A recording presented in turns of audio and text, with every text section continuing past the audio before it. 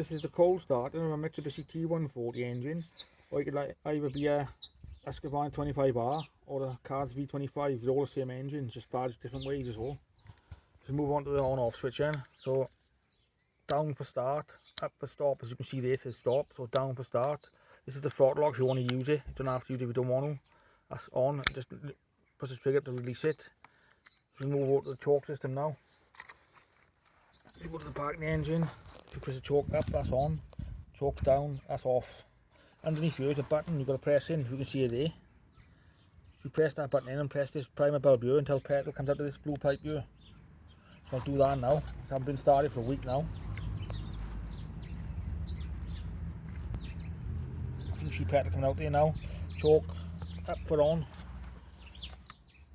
Backwards for start. Yes.